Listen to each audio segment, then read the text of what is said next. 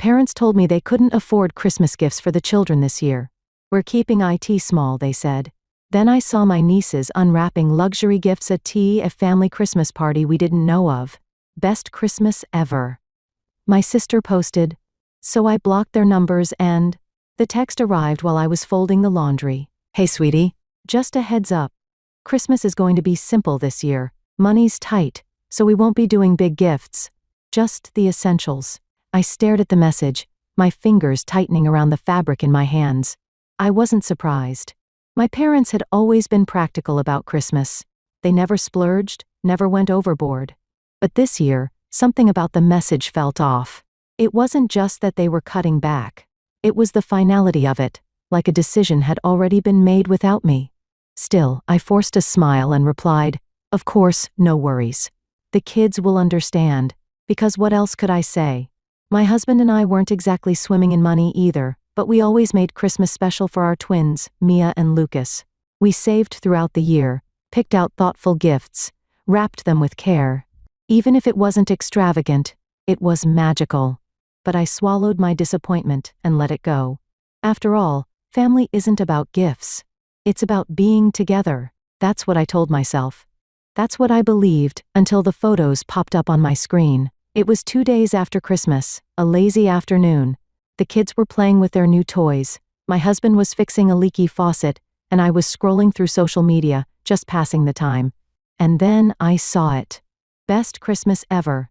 My sister's caption was plastered over a carousel of photos. The first image was my parents' living room, but transformed. A massive tree twinkling with white lights, its branches weighed down by shiny gold and red ornaments. A mountain of gifts spilled onto the floor, wrapped in elegant silver and gold paper. My nieces, my sister's 2 girls, sat in the center of it all, tearing into expensive brand-name presents. Designer sneakers, high-end electronics, and what looked like a brand-new tablet in my youngest niece's hands. I froze, my heart pounding. We hadn't been invited. No one had mentioned a family Christmas gathering. For us, Christmas had been quiet. Just my husband, the twins, and me, eating a simple dinner at home, exchanging modest gifts, and watching Christmas movies on the couch. No grandparents, no cousins, no big celebration, because apparently we weren't part of the family this year. I scrolled through the photos again, hoping I had misunderstood. Maybe this was from last year? Maybe they'd reused an old post? But no. The timestamp was clear. This had happened this Christmas. I checked my messages. Nothing from my mom. Nothing from my dad. No invite. No mention. I swallowed hard. Had they even thought about Mia and Lucas while they watched my nieces unwrap hundreds, maybe thousands of dollars in gifts? Had they even cared? I felt sick. I didn't want to assume the worst. Maybe there was an explanation. Maybe, but deep down, I already knew the truth. They had lied to me. Not just about the money. Not just about the gifts. They had lied about what we meant to them. I wasn't angry at my nieces. They were just kids. I wasn't even angry at my sister. I had long accepted that she had always been my parents' favorite. But my parents, the people who raised me, the ones who told me that Christmas wasn't about gifts, that family mattered most, had deliberately excluded us from something that should have been for all of us. And the worst part, they had let my children believe that Christmas had to be small and simple, because there was no other choice. Yet, for my sister's kids, Christmas had been grand and extravagant. I stared at the screen for a long time. Then, without hesitation, I went to my contacts. I blocked their numbers, not in anger, not in pettiness, but because sometimes the people who are supposed to love you the most are the ones who hurt you the deepest. And this year, my Christmas gift to myself was peace. Blocking their numbers should have felt like closure. Instead, it felt like an open wound. The days after Christmas passed in a blur. I went through the motions, cooking, cleaning, playing with Mia and Lucas. But I felt hollow. The betrayal sat in my chest, heavy like a stone I couldn't swallow. My husband David noticed. "You okay?" he asked one evening as we put the kids to bed. His voice was careful, knowing I hesitated. "Yeah, just tired," I lied, pressing a kiss to Mia's forehead before shutting off the light. He didn't push, but I saw the way he watched me, the way his brow furrowed when he caught me staring off into space. Because how do you say out loud my own parents don't care about me? How do you admit that you weren't just left out? You were discarded? I expected them to try to contact me, but nothing happened. The silence stretched for days. At first, I thought my mom would at least try. Some excuse, some last-minute explanation to soften the blow, but there was nothing. Then my sister's name popped up on my screen. I let the phone ring, then it rang again and again until finally a text came through. I saw that you blocked Mom and Dad. What is wrong with you? Not, I'm sorry. Not, we should talk. Not even an ounce of guilt or understanding. Just accusation. I stared at the message, my pulse hammering in my ears. What was wrong with me? David found me sitting on the edge of our bed, gripping my phone like it might break in my hands. They didn't even try to deny it, I said, my voice barely above a whisper. He sat beside me. They knew what they were doing, Daisy, and they don't care that it hurt you. I exhaled shakily. I keep trying to tell myself that maybe I misunderstood. Maybe they had a reason. David shook his head. Stop. Stop making excuses for them. They made a choice. I swallowed, feeling the familiar sting of tears behind my eyes. He was right. They had chosen my sister, chosen her kids, chosen to lie to me, to let my children believe that Christmas had to be small and simple, while somewhere else they were celebrating with a tree full of gifts and laughter. That wasn't an accident. That was deliberate. That was a decision. The next day, I finally responded to my sister's message. They told me they couldn't afford Christmas gifts for the kids this year, but they could afford a full celebration for yours. They could afford luxury gifts, expensive decorations, a party, but they couldn't afford to even invite us? Explain that to me. Her response came almost instantly. It's not a big deal, Daisy. Mom and Dad just wanted to do something nice for the girls. You're overreacting. Overreacting. I felt my stomach drop. This wasn't an accident. This wasn't just about Christmas. This was how they saw me. Less than. The afterthought. The child who didn't matter as much. And for the first time in my life, I stopped pretending otherwise. I stared at my sister's message for a long time before typing my final response. I hope your daughters had a great Christmas. Mine had to settle for small and simple because that's what Mom and Dad told me we could afford. And now I know where I stand in this family. So do me a favor. Don't contact me again. I hit send, then I deleted the thread. And finally, I blocked her too. Not because I was angry, not because I wanted revenge, but because I was done. Done begging for scraps of love. Done pretending that I mattered. Done waiting for my parents to treat me like family when they had made it clear I wasn't. I put my phone down, exhaled deeply, and for the first time since Christmas, I felt lighter. The weight of their rejection was still there, but now I wasn't holding on to it. For the first time in my life, my phone was silent. No messages from my parents. No passive-aggressive texts from my sister. No guilt-tripping calls trying to smooth things over without actually addressing what they had done. Just silence. And it should have been a relief. But in the days that followed, I found myself reaching for my phone out of habit. A part of was hoping my mom to come over to say, "Sweetheart, this is just a misunderstanding." I wanted my dad to step in and say, "We never meant to hurt you." But that didn't happen because the truth was, they had meant to do exactly what they did, and they didn't regret it. I should have expected the gossip. It started small. A mutual friend casually mentioned that my sister had been venting about me. Then another reached out saying, "Hey, is everything okay with your family? Your mom seems upset." Upset? She was upset? She had cut me out of Christmas and given my sister's kids everything, while letting mine believe there was nothing to give. And now she was upset? I ignored the messages. But then David came home from work one evening, his face tight. "Your dad called me." I stiffened. "What?" He said he's worried about you, that you're acting irrationally by cutting off the family. I let out a short, humorless laugh. So I'm the irrational one, not the people who lied to me and excluded my children from Christmas? David shook his head. I told him you were done being treated like you don't matter. And you know what he said? I crossed my arms, bracing myself. You don't cut off family no matter what. I felt a slow burning anger rise in my chest. No matter what, I repeated, even if family lies, even if they show favoritism, even if they hurt you? David nodded grimly. It's the same thing they've always done. expecting you to take whatever scraps they give while they prioritize your sister. I clenched my jaw, my hands curling into fists. This wasn't just about Christmas. This was about a lifetime of being second place. I sat in the quiet of our bedroom that night, staring at old photo albums. I hadn't opened them in years. Page after page, I saw the same pattern. My sister at the center of every family event, smiling, surrounded by love and attention.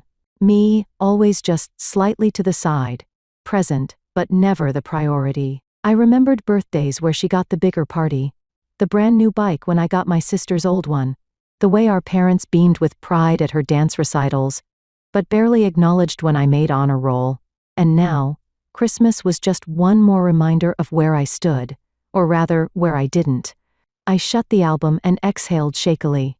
I had spent years making excuses for them, telling myself it wasn't intentional, that maybe I was imagining it. But I wasn't imagining it, and I wasn't going to pretend anymore. The next morning, I sat Mia and Lucas down at the kitchen table. "Mommy, what's wrong?" Lucas asked, frowning. I took a deep breath. "I just wanted to talk to you both about something important, about family." Mia's eyes widened. "Are we in trouble?" I smiled softly. "No, sweetheart. But I want to talk about something I learned a little too late in life." They both sat up straighter, listening. Family isn't just about who you're related to. It's about the people who show up for you. The people who make you feel loved, not just when it's convenient for them, but always. Lucas tilted his head. "Like you and Daddy." "Exactly," I said, reaching across the table to squeeze his little hand. Mia bit her lip. "Is this about Grandma and Grandpa?" I hesitated, but then I nodded. "Yes, it is." They exchanged a glance. They were young, but not oblivious. They had noticed things even if they hadn't fully understood them. Lucas poked at his cereal. "They didn't come for Christmas." Mia frowned. "And they didn't get us anything." I swallowed the lump in my throat. "They love you," I said carefully because I would never tell my kids otherwise. But sometimes people don't know how to show love the right way. And when people keep hurting you on purpose, you have to decide if you still want them in your life. Lucas frowned. "Like when someone is mean at school and doesn't stop." "Yes," I said, my heart aching. "Just like that." Mia was quiet for a long moment. Then finally she asked, "So are we still seeing them?" I looked between my children, feeling the full weight of my decision. "No, sweetheart, we're not." Mia's eyes filled with tears, not because she missed them, but because she understood. And then to my surprise, she nodded. "Okay." Lucas looked relieved. "Can we make pancakes now?" I let out a watery laugh. "Yes, baby. We can make pancakes?" As they scrambled off their chairs giggling about toppings, I felt something inside me shift. For the first time in a long time, I wasn't trying to fix something that was never mine to fix. I wasn't chasing approval that was never meant for me. I was breaking the cycle. And that was the best Christmas gift I could have ever given my children. It had been 2 weeks since I blocked my parents. 2 weeks of silence. 2 weeks of peace. And then the letter started coming. The first one arrived in an envelope with my mother's handwriting. My stomach twisted the moment I saw it. I should have thrown it away, but curiosity or maybe old habits made me open it. "Daisy, sweetheart," it began. I stopped there, already feeling the anger rising in my chest. Sweetheart? That's how she started this? What, after what they had done? After choosing my sister over me? Over my kids? I forced myself to keep reading. "I don't understand why you're doing this. We are family. Families have disagreements, but they always come back together. We never meant to hurt you. You're overreacting. Overreacting." That word again. I clenched my jaw and kept going. "We thought you understood that things have been hard financially. We didn't have enough to do a big Christmas for everyone, so we did what we could. Your sister has been struggling too, you know. She needed our help.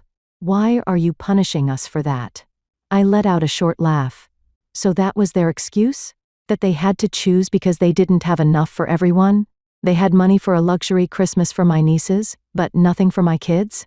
I had spent years giving them the benefit of the doubt, not anymore. I folded the letter neatly and placed it in the trash. 3 days later, I got a text. This time it was from my aunt, my mom's older sister. I hesitated before opening it. "Hey Daisy, I just had a long talk with your mom. She's really upset. She's been crying over this whole thing. She doesn't understand why you're being so harsh. You know how much she loves you, right?" I rolled my eyes. There it was, the classic guilt trip. When they couldn't bully me into compliance, they tried shaming me into forgiveness. I didn't reply right away. Instead, I stared at the message, letting the weight of it sink in. My mom had been crying? Where were those tears when my kids sat by a small tree unwrapping cheap gifts, believing their grandparents couldn't afford more? Where was that heartbreak when my sister's kids were showing off their designer sneakers and brand new electronics? Where was her sadness when I found out through a social media post that my own parents had celebrated Christmas without us? They weren't crying for me. They were crying because they had lost control of me. Because for the first time in my life, I was refusing to be the daughter who swallowed her feelings just to keep the peace. I took a deep breath and finally typed my response. She's not upset because she hurt me. She's upset because I finally stood up for myself. And if you can't understand that, then maybe you should stop being her messenger. I hit send. I thought that would be the end of it. I was wrong. The final attempt came through an old friend of my mother's, someone I hadn't spoken to in years, a Facebook message. "Daisy, I just wanted to reach out.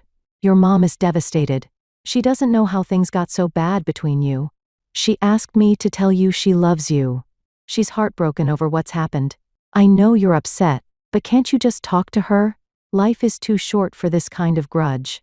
I stared at the message, fingers hovering over the keyboard. They still didn't get it. This wasn't a grudge. This was a boundary, a decision to stop chasing people who made it clear I wasn't a priority, and yet they refused to acknowledge what they had done. There was no apology, no taking responsibility, just more manipulation. This time I responded with only one sentence. "If she's heartbroken, it's only because she finally got treated the way she treated me." That night, David found me sitting on the couch, my phone face down beside me. "More messages?" he guessed. I nodded. "More guilt trips?" "Yep." He sat down beside me, watching me closely. "You okay?" I thought about it for a moment. And then to my surprise, I realized I was. Because for the first time in my life, I wasn't waiting for my parents to care. I wasn't desperate for their approval. I wasn't grasping at the hope that one day, they'd treat me the way I had always treated them. I was done, and that felt like freedom. David took my hand, giving it a squeeze. Good. And just like that, I knew. This was what real love felt like. 2 months passed. 2 months without a word from my parents, my sister, or anyone else carrying their guilt-laced messages. 2 months of peace, of dinners with my husband and kids, of laughter around the table, of weekends spent making memories without the shadow of family obligation hanging over me. At first, it felt strange, like something was missing, but then I realized what I was feeling wasn't loss. It was relief. But just when I thought I had fully stepped away from the family that had chosen to discard me, something happened that forced me to redefine what family really meant. It was late February when my phone buzzed with a message from my Aunt Linda, my dad's younger sister. I hesitated before opening it. Linda had always been different from the rest of the family. She wasn't part of the drama, wasn't tangled up in my parents' games. She had always been kind, but we had never been close. Her message was simple. "Hey, Daisy. I know things have been rough with your parents. I just wanted you to know that I see you. And if you and the kids ever want to come over for dinner, my door is always open." I stared at the screen, my heart tightening. There was no guilt trip, no attempt to manipulate me into going back, just an offer, an invitation, not an expectation. I thought about it for a long time before replying. That would be really nice. And for the first time in a long time, I felt something unexpected. Hope. The following weekend, David and I packed the kids into the car and drove to Linda's house. It wasn't a mansion like my parents' home, but it was warm, filled with the smell of home-cooked food and the sound of laughter. Linda greeted us at the door, her face lighting up. "You made it." She bent down, smiling at Mia and Lucas. "You two must be freezing. Come inside." I made hot chocolate. The kids instantly adored her. As they settled in with their drinks, Linda led me into the kitchen. "I know you don't want to talk about it," she said gently, "but I just want you to know. I don't agree with what they did to you." Tears pricked my eyes. "They don't even think they did anything wrong. Linda sighed. Of course they don't. That's how they are. They expect everyone to cater to them, to forgive them without accountability. I nodded, swallowing hard. They didn't just do it to me. They did it to my kids. Her eyes softened. And that's why you're doing the right thing. Protecting your kids from people who only love conditionally, that's the best decision you could ever make. I took a shaky breath. Then why does it still hurt? Because you're a good person, Daisy, and good people always hope for better. But sometimes, the best thing you can do for yourself is accept that they won't change, and stop waiting for them to. I looked around at her cozy kitchen, at the way she had welcomed my family with open arms. And I realized, maybe I hadn't lost family. Maybe I had just found the ones who actually deserved to be called that. The evening was everything I had once hoped to have with my own parents. Linda's husband played board games with Mia and Lucas, laughing as they made up their own rules. Dinner was filled with conversation that felt easy, not forced. And for the first time in a long time, I didn't feel like I had to prove my worth. Linda didn't see me as the backup daughter, the one who had to accept whatever scraps of attention were left over. She saw me as family and treated me like it. As we drove home that night, I glanced in the rearview mirror at my kids, fast asleep in the back seat. David reached over and squeezed my hand. You okay? I smiled softly. Yeah, I think I am. Because maybe family wasn't about blood. Maybe it was about who showed up, who loved you without conditions, who made space for you without making you beg for it. Spring came quickly, washing away the cold remnants of winter. With it came something else, clarity. I no longer woke up expecting a call from my parents. I no longer hesitated before checking my messages, bracing for another attempt at guilt or manipulation. I no longer cared if they would ever understand why I walked away, because I finally understood it myself. I wasn't angry anymore. I wasn't waiting for closure. I had already given it to myself. It had been 4 months since Christmas when my mother finally found a way to contact me again. A letter. Another one. David was the one who picked it up from the mailbox, holding it up between 2 fingers like it might bite. Do you want to read it? I took a deep breath, staring at my mother's handwriting on the envelope. Then, without hesitation, I dropped it in the trash. David raised an eyebrow. That easy? I smiled and meant it. Yeah, it is. For years, I told myself that family was forever. That no matter how many times my parents chose my sister over me, no matter how many times I was treated like an afterthought, I had to hold on because that's just how family is. But I had finally learned the truth. Family isn't about DNA. It's about the people who make you feel loved, safe, and seen. And my parents, they had spent a lifetime proving that they weren't those people. Easter weekend rolled around, and for the first time, I felt no obligation to reach out to my parents. Instead, we spent the day at Aunt Linda's house. The kids ran around the backyard searching for Easter eggs, while Linda and I sat on the porch drinking coffee and watching them play. This is nice, Linda said, having family around. I smiled. Yeah. It is. She hesitated for a moment before adding, I know it's not the same, Daisy. I know you probably still miss them in some ways. I thought about that. Did I miss them, or did I miss the idea of them? The parents I had wanted them to be rather than the ones they actually were?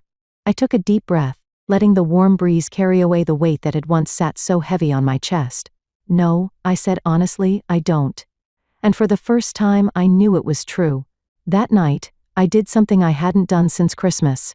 I scrolled through old photos of my parents, my sister, the life I had once tried so hard to hold on to. And then one by one, I deleted them. Not out of anger, not out of spite, but because I didn't need them anymore. I was done looking back. I was done wondering if I had made the right decision. I was done giving love to people who refused to return it. I put my phone down, exhaled deeply, and closed my eyes. I had let go. The next morning, as I was packing the kids' lunches, Mia suddenly asked, Mommy, will we ever see Grandma and Grandpa again? I paused, looking down at her little face, so full of innocence, so unaware of the weight behind that question. I don't know, baby, I said honestly. Lucas tilted his head. Do you miss them? I thought about that. Did I? No, I said softly. I miss what I thought we had, but I love what we have now even more. Mia nodded as if she understood in the simple wise way that children often do.